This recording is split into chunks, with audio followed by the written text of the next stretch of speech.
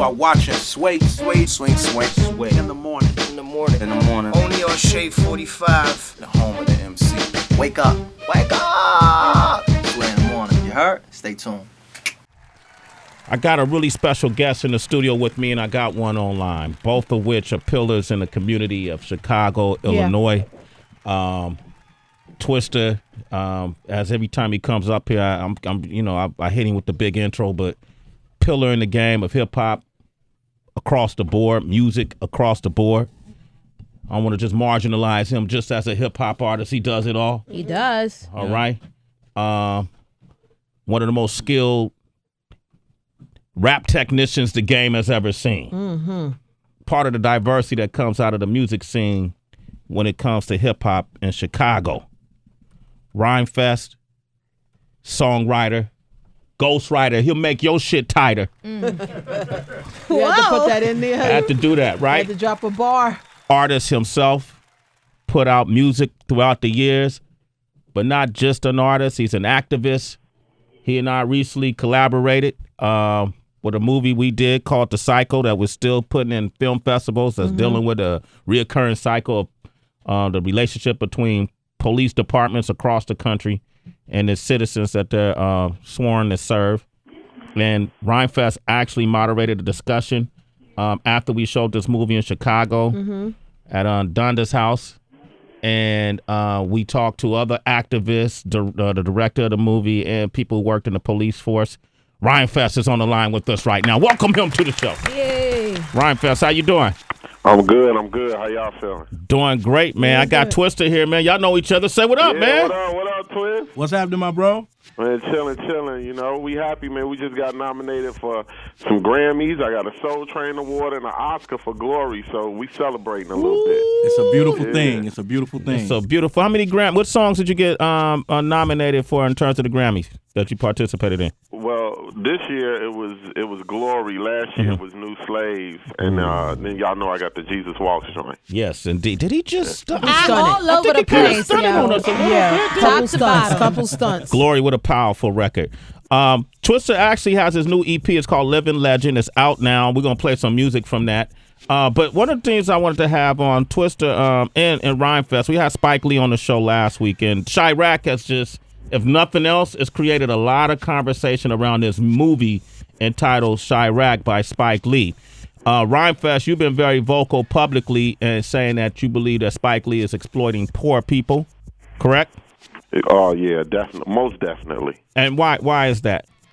Well, number one, it's not authentic to the city. Spike Lee had a movie that he already had made, but couldn't get funding for it. He'll tell you, he had the script for years.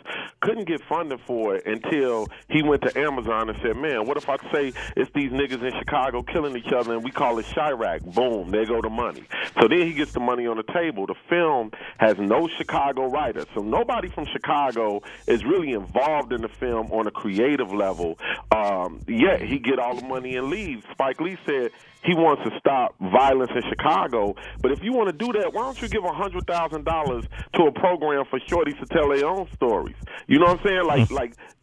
Nick Cannon can't come in and be a gangster that represents Chicago. It's all inauthentic and it's exploitive. The whole process, you can't go to the white priest and make him the voice for black pain. That ain't Chicago. One of the things Spike Lee said in regards to Nick Cannon playing the character in the movie Chi-Raq is that he's an actor. Is it because he's not from Chicago that you don't feel like he should play in that role, or because he ain't? Folks were saying to Spike he's not street enough, he's not gangster enough. And Spike made an argument about, well, you got to be savage in order, to be from Chicago, or. Right. Well, I think the thing is he's playing a savage. You know what I'm saying? So you can't have somebody play a role and not expect the people whose role he's playing to not be like, what is that? If it's not authentic to what they are, you know what I mean? So I think Spike is being disingenuous. He's being, inauthentic, and really he just exploited the people for money. He couldn't get that money from Amazon, until he misrepresented our city. Number two, most of us, and Twista said this in an interview not too long ago, we wasn't even on that Chi-Raq shit no more. Like, he took something that was old and antiquated and tried to apply it just to make money. If you look at the language in there, anybody that knows Chicago know that ain't how we talk. You know what I'm saying? But even more so, he's using a fancy word for comedy. He's using the word satire. Mm-hmm. Would you make a satire about 9/11? Would you make a satire about the Paris attacks? Would you make a satire about San Bernardino? If anybody other than a blackface made this film, would we be saying, man, that shit racist? So if that's the case, you wouldn't make them type of films. You wouldn't want Tarantino to do this type of film. Mm-hmm. Why do Spike get a pass? Okay, so what I want to do is play a clip from Spike Lee. Rhymefest is on the line, by the way, ladies and gentlemen. Yes. Twista is here in the studio. If you want to chime in, 888-742-3345. Here's what Spike Lee had to say about a lot of the resistance he was getting in Chicago about this movie. For those haters who had not seen the film, who felt that we were making fun of the murder on the streets of Chicago, we were making light of it, let me ask everybody a question. Jennifer Hudson's mother, brother, and nephew was murdered in Chicago. Why would Jennifer Hudson be in a film that ridiculed her murdered mother, brother, and nephew? Why would she be a part of that? Why would Pam Bosley, who's head of the organization Pain, Purpose Over Pain, with an organization of black women who come out as sainted by the church in South Side Chicago, whose sons and daughters were murdered. Why would they be in the film? They made a mockery of their children who were shot down and murdered on the South Side of Chicago. Why would they even be in the film in the final scene of the movie where they're holding up posters? Yeah. These black women are holding up posters of their children. Of their young children, their young sons, their young daughters, they're murdered in the streets. Why would they ridicule their children by being in a film that did that? Were you able to hear that, Rhymefest? How do you respond to that? Number one, when Spike Lee don't have a good argument, he get loud. You know what I'm saying? Spike Lee ain't no tough guy, so he need to stop acting like he's a tough guy. You know what I'm saying? Before he come back to Chicago and really figure it out. Because the people who were in that film, who have now seen the mockery that he's made of them, are not welcoming him back. Let's talk about Jennifer Hudson. Jennifer Hudson was tricked. She thought, man, I'm going to be in a Spike Lee movie. But I could tell you who wasn't in the movie. The guy who was supposed to play Chi-Raq was named Kanye West. When Kanye West read that script, why wasn't Kanye West in the movie? Because the shit was whack. Yo, then he went to Common. Common, get in the movie, man. Why wasn't Common in the movie? Because the shit was whack. So the people who are closer to the streets and closer to understanding where we are in Chicago declined to be in the movie. Does Spike Lee want to talk about why? When Kanye asked Spike Lee, yo, can we get some Chicago writers on this so we can have some more authentic, voices? Spike Lee said, nah, I just want you to act. So if we really gonna tell the truth, the people Spike Lee really wanted to be in the movie from Chicago declined. Chance the Rapper wasn't in the movie, he declined. So I guess what I'm saying, when you look at Pam Bosley, what he's not telling you is that Pam Bosley worked for Father Flager, the white priest who he paid to use his church. So since Pam worked for the church, Pam does what the church tell her to do. You know what I'm saying? Yes, she lost her child, and that's unfortunate, but at the end of the day, man, it's the same thing that always happened to poor people, Sway. Black elites come in, they throw the trick of fame, the trick of notoriety, and they say, oh, I care. Look at my skin. I'm black. I got to care. And then they go exploit you, get the white man money, and go back to Brooklyn. When Spike Lee did this shit in Brooklyn, hell no. So what I'm saying, at some point, as black people, we're going to have to stand up and be like, you know what? Enough is enough. It don't matter if you black. This is what I want to do. Rhymefest on the line. I want to open up the phone line to our listeners, our citizens. Twista is here, too. I want to get his feedback on it. This is a song called No Apologies. It's from Chi-Raq and Bobby Ross Avila, and it's about the streets of Chicago. We're going to come back, Rhymefest. Don't go nowhere, okay?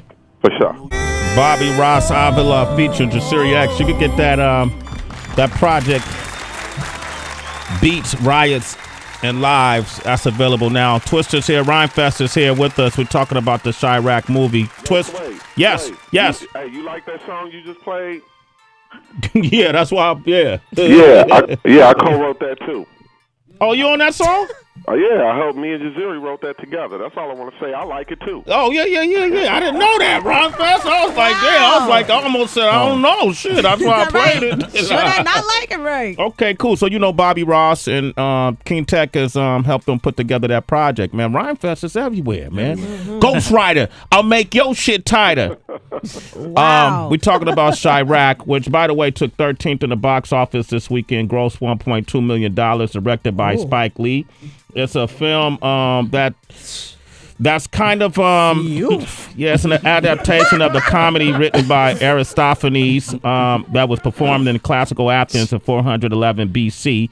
A comic account of a woman's mission to end a war by having the women of Greece to withhold sexual privileges from their husbands and lovers as a means of forcing men to negotiate peace.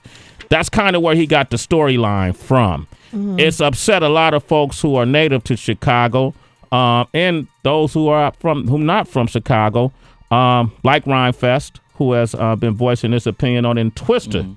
Twista, did you see the movie? No, I didn't see it. I saw the trailer and about as much as everybody else saw before seeing the movie. So do you have a problem with the movie, or a lot of the stuff Rhymefest was saying, he was pretty much saying a lot of it.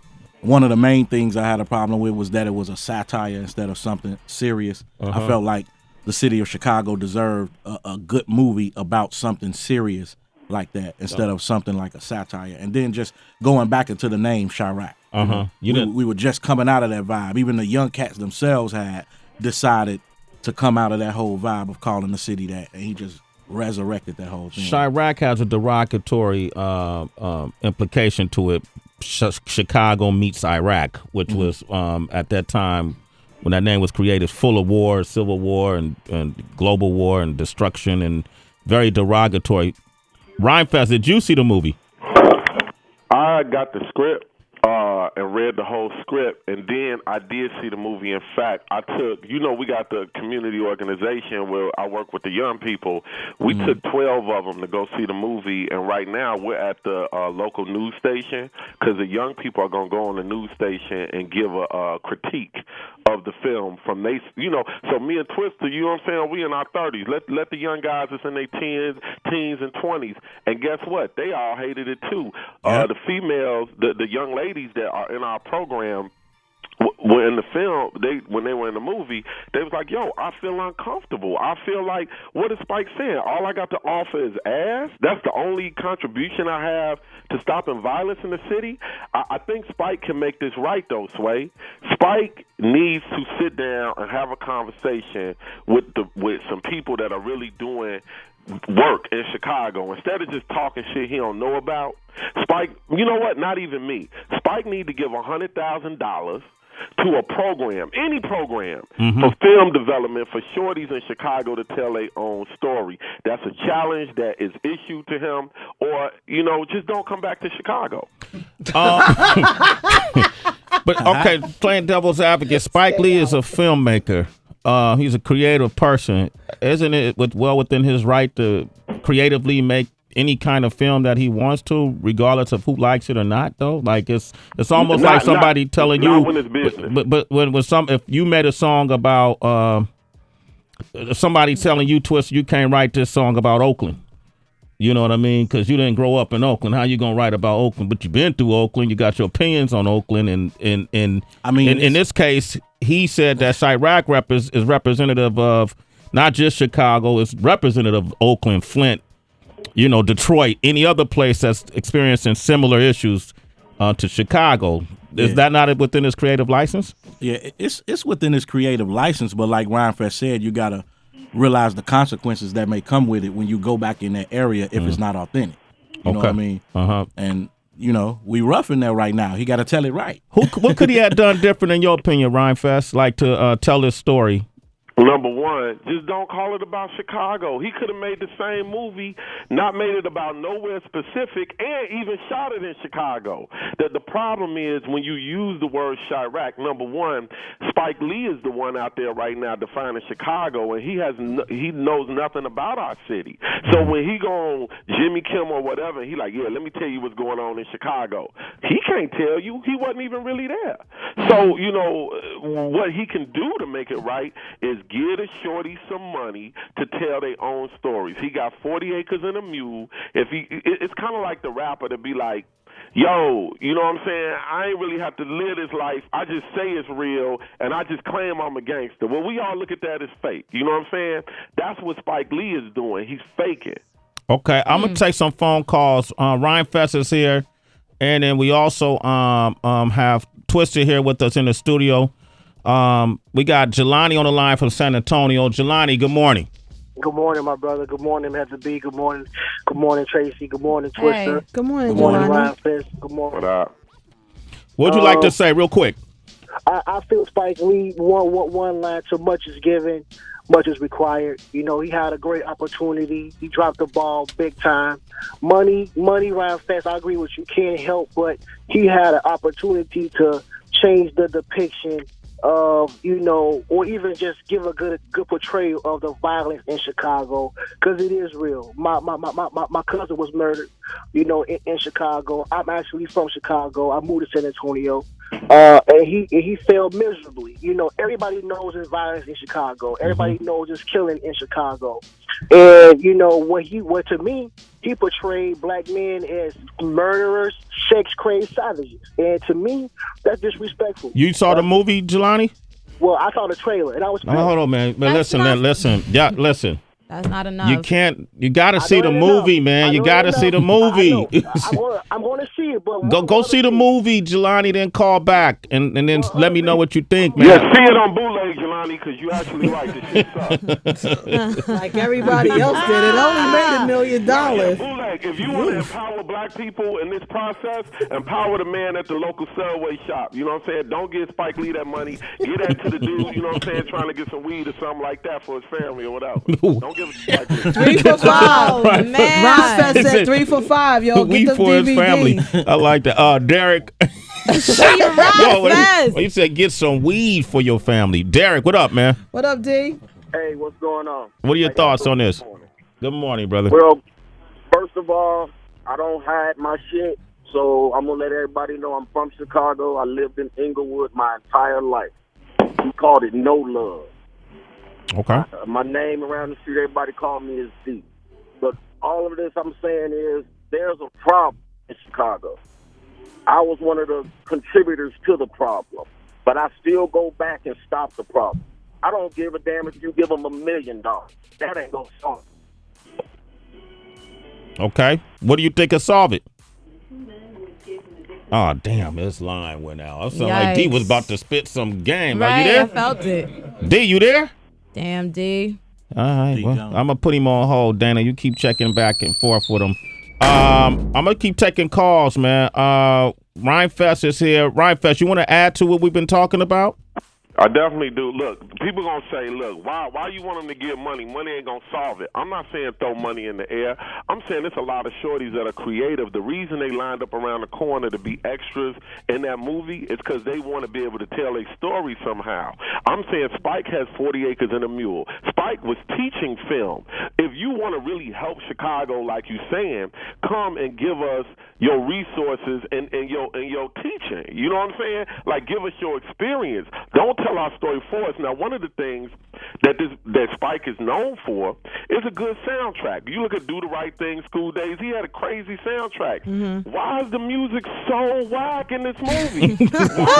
why is the lead single, Nick Cannon, acting like a savage, and then Spike Lee saying, why you gotta be a savage? Like, at the end of the day, it's all lies. But the real thing, Sway, is black elitism, right? And I said this about Russell Simmons. When he was selling black people rush cards, and then they looked up and didn't know where their money was, and their rush card was canceled. When you look at Spike Lee, and Russell said he's trying to do better, Russell need to come and invest in some black community, investing in, instead of divesting in.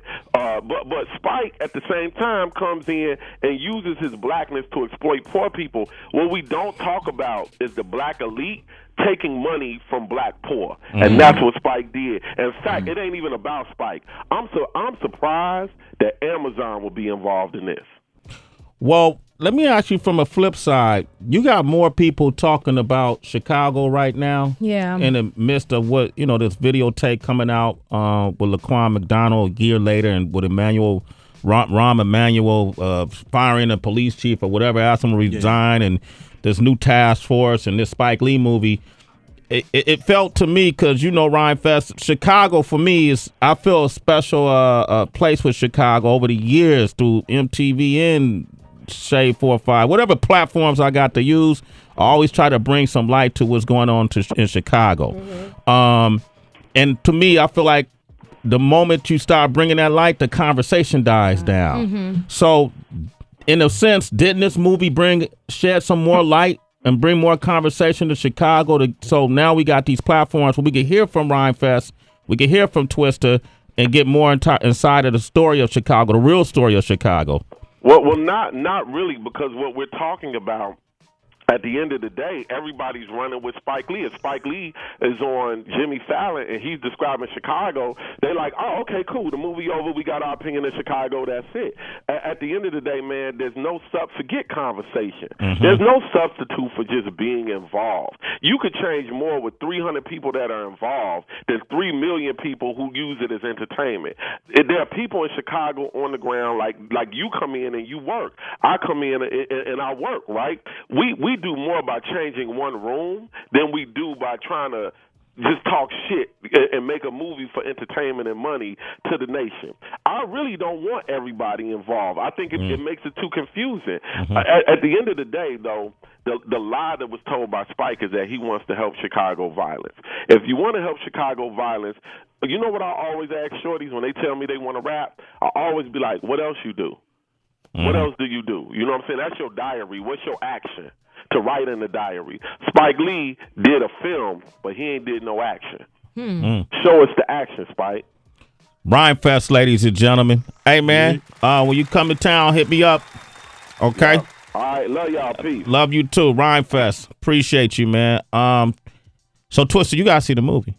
Yeah, I got to see the movie. You got to see the movie, right? But when you walk around Chicago, is this kind of the sentiment from the people that you spoken with? Like, it's a lot of folks feel like Rhymefest.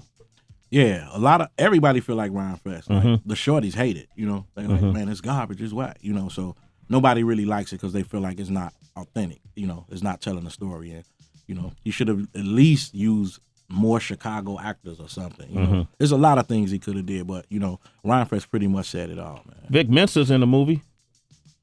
A few people got in it and didn't fully understand what it was when they were involved in it. And there are a few that got out of it before they got that involved, and a few that kind of went along with it, and then afterwards, like, So you got different opinions, but I don't like it.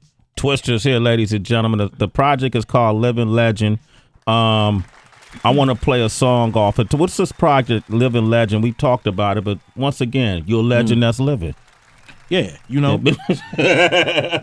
I just like to make music, man. So knowing that I probably would drop an album sometime next year, just coming late this year with the prequel to what my sound and vibe is like right now. So, I'm always staying active, and this is where I'm at right now. 6-7 songs just on that vibe of where I'm taking my music next year. We world premiere Models and Bottles here on Sway in the Morning on Shade 4-5. We got another song called Beautiful that's on this project. Yeah. I want to play that.